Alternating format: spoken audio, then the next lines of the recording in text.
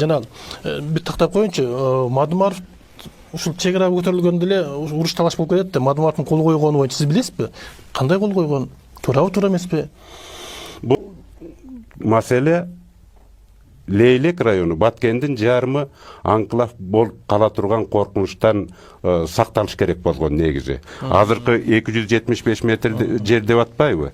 Мурда ортолук эле жер болуп жүргөн, бир тажиктердин теги жеринин учу, колхоздун жеринин учу тажиктердики, Тажикстандын колхозунун, анан Кыргызстандын колхозунун жери, совхоздун жери. Баягы бири менен бир ошол жерде кесилишкен жери бар да. Ошол жерди теги Адахан Мадумаровга теги Кимсанбаевичка туура эмес кээде атака болуп жатат. Анткени бул Кыргыздын жери болчу, сен аларга момунтип берип койгонсуң, алып койгонсуң деген кирне да коюлуп атат. Ал эми андай болгон эмес. Айтып атпайбызбы? Жер колхоздордуку гана болгондуктан кыргыздар отурган, тажиктер отурган деп талаш болуп атат.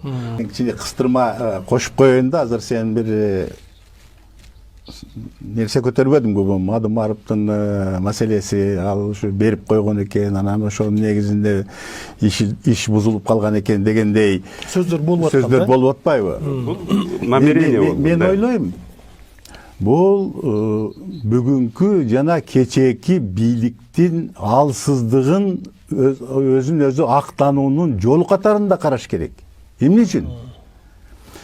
Бир Мадумаровго окшогон чиновник ал маселени чечкенге анын ыйгарым укугу да жок. Юридикалык укугу жок, туура. Юридикалык укугу да жок, мүмкүнчүлүгү да жок.